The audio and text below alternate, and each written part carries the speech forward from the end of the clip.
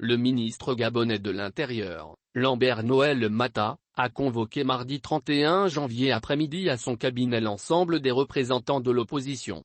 Il leur a accordé un délai supplémentaire de 72 heures afin que celles-ci lui soumettent 2 listes, et non 15 comme c'est le cas actuellement, de ses représentants susceptibles d'intégrer les commissions paritaires, majorité/opposition, chargées de mettre en place le bureau du Centre gabonais des élections, Pour qu'on n'accuse pas le ministre de l'Intérieur d'avoir décidé seul de la mise en place de cette commission, un délai de 72 heures leur est accordé.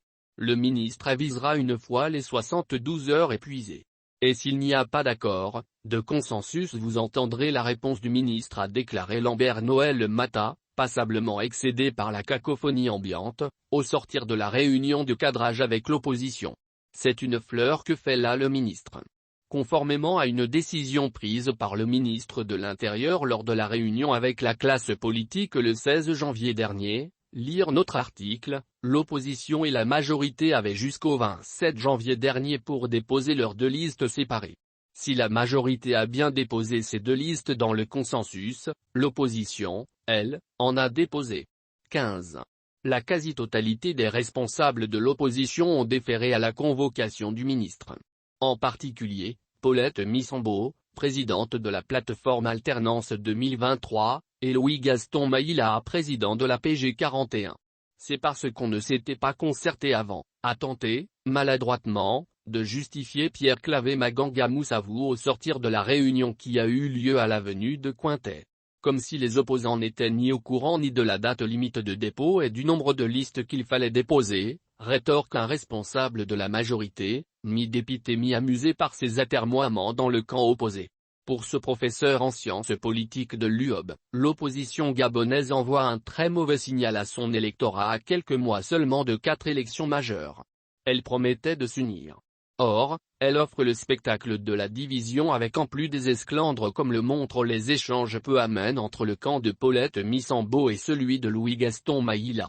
Par ailleurs, elle offre le visage de la désorganisation et d'une forme d'amateurisme, constate-t-il. Une situation qui, selon lui, tranche avec le camp majoritaire qui avance uni et en bon ordre. Les opposants sont convenus de se retrouver ce mercredi 1er février en milieu de matinée au siège du Parti social-démocrate, PSD, de Pierre Claver Maganga Moussavou pour se concerter et trouver un consensus. L'opposition a l'obligation de soumettre une première liste de 4 membres qui siégeront au comité ad hoc chargé d'examiner les candidatures à la présidence du CEJ. Elle doit ensuite soumettre une seconde liste de 5 membres. Ces derniers siégeront dans la commission spéciale qui élira le président du CEJ.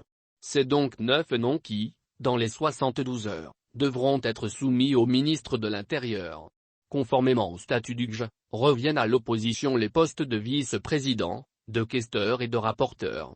On rappelle que le bureau du CEJ est composé d'un président élu, de 2 vice-présidents majorité/opposition, 2 questeurs majorité/opposition et 2 rapporteurs majorité/opposition.